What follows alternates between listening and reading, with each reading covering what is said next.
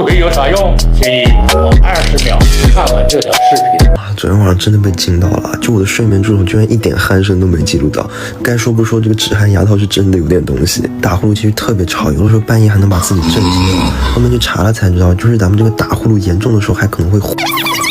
难怪黄磊上个综艺睡觉都带着呼吸机。这个自己开模的牙套，别觉得它不起眼啊，这个咬上了之后，它固定住了咱们的下颚，就睡着了之后不会因为下巴往后沉压住咱们的呼吸道，呼吸道通畅了之后，自然也就不打呼噜了。而且它这个是自己开模，相当于是独一份的啊，就收到之后，它这个牙膜其实是平的，也不用担心是别人用过的。就收到之后，咱们在热水里泡个1分钟，拿出来自己给自己咬一个牙膜，完全属于我们牙齿的形状啊，就睡觉的时候也不会觉得硌，它也不会掉。它这个牌子是日本进口的，而且中间这个牙胶的材质还是婴儿奶嘴的那种，就放在嘴里不会有那种劣质塑料的味道，就感觉不用担心打呼噜很吵醒，也不用买个那种大几千的呼吸机放在家里落灰，哎，就这个100-200块钱的牙膜，哎，性价比高不说了，就这么小小的一个啊，就咱们出去玩或者是出个差随身携带也很方便。我真建议所有打呼噜你们都去备上一套这个止鼾牙套，他们家现在新品上新，买一套还额外送3对这个替换的牙胶，就这么一套啊，我跟你说用个好几年都不是问题。先拿开水烫个1分钟，拿出来咬个5秒，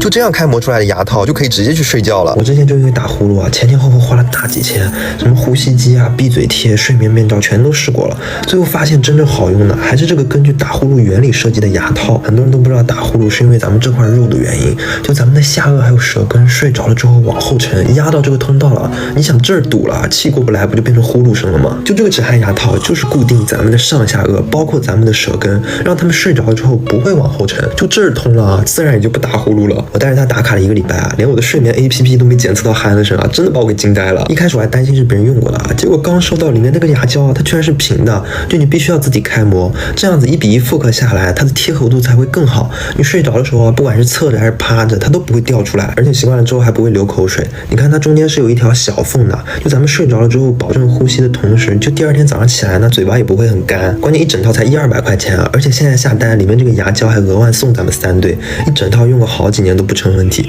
就这个性价比啊，不比那大几千在家里落灰的呼吸机好太多了。哎，你带了没？